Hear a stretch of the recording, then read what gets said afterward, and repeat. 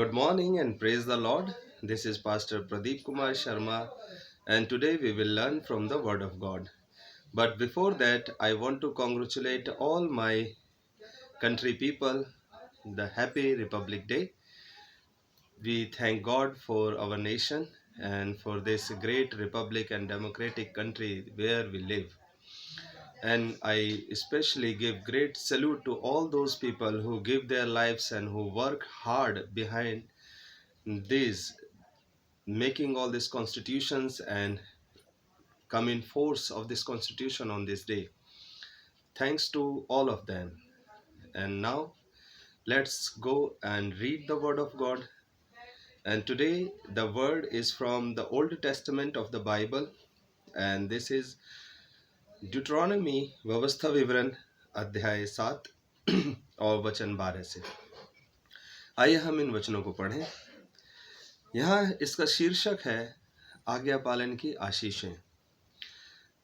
व्यवस्था विवरण की किताब अध्याय 7 वचन 12। वचन इस प्रकार कहता है, और तुम जो इन नियमों को सुनकर मानोगे और इन पर चलोगे, तो तेरा परमेश्वर यहोवा भी उस करुणामय वाचा का पालन करेगा जिसे उसने तेरे पूर्वजों से शपथ खाकर बांधी थी, और वह तुझ से प्रेम रखेगा और तुझे आशीष देगा और गिनती में बढ़ाएगा।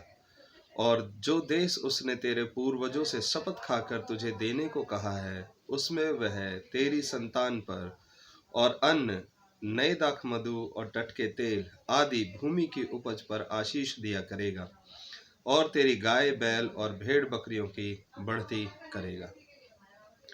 मैं परमेश्वर का धन्यवाद करता हूँ कि इन वचनों के द्वारा हमें आज्ञा पालन की महत्वता, उसकी इम्पोर्टेंस के बारे में यहाँ पर बताया गया है।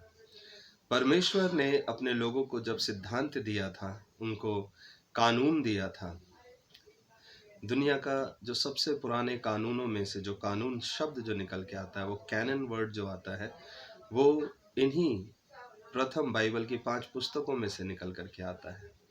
ये कैनन को कानून शब्द बना और इनके जरिए परमेश्वर ने मनुष्य को अच्छे जीवन को जीने का तरीका सिखाया, और साथ ही साथ उनके साथ एक प्रतिज्ञा भी करी कि यदि तुम इन कानूनों को, इन नियमों को मानोगे जो मैं तुम्हें बताता हूँ, तो मैं तुम्हें आशीर्वाद दूंगा और तुम्हें इस तरह से बढ़ाऊंगा, तुम्हारे देश को धन्य करूंगा, तुम्हारे घर की चीज़ों पर आशीष दूंगा।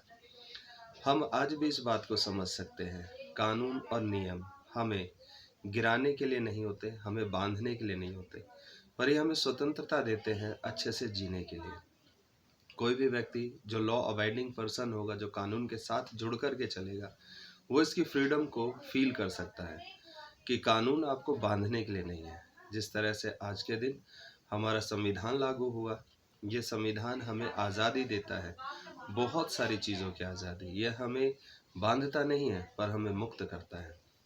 उसी प्रकार यहाँ पर ये सारे नियम जो परमेश्वर ने अपने लोगों को दिए थे, ये उनको दिए थे कि इसके ज़रिए वो ये जान सके कि उनको किस दिशा में बढ़ना है। बढ़ना हम सब चाहते हैं, हम आगे बढ़ना चाहते हैं, लेकिन हमें कौन सी डायरेक्शन में बढ़ना है, वही डायरेक्शन हमें नहीं पता। इसी के लिए ही कानून दिया गया था। और परमेश्वर ने अपने लोगों को ये भी बोला कि वो हमसे प्रेम करेगा। जब हम उसकी आज्ञाओं से प्रेम करेंगे तो वो हमसे प्रेम करेगा। उसी प्रकार जब हम संविधान को प्यार करेंगे तो संविधान भी हमसे प्यार करता है। वह हमारी सुरक्षा सुनिश्चित करता है, वह हमारी तरक्की को सुनिश्चित करता है। लिखा है वो हमें आशीष देगा और हमें गिनती में बढ़ाएगा। जो लोग कानून के अनुसार चलते हैं उनको आशीर्वाद मिलते हैं, परमेश्वर उनसे प्रसन्न होता है। मैं इन वचनों के अंदर आपको इस बात का आश्वासन देना चाहता हूँ कि जब आप परमेश्वर की व्यवस्थाओं को, उसके नियमों को पढ़ेंगे, उनको मानेंगे, तो वो बोझ नहीं है। प्रभु यीशु मसीह ने स्वयं कहा था कि मेरा जुआ अपने ऊपर उठा लो, मुझसे सीखो, क्योंकि मैं नम्र और मन में दीन हूँ।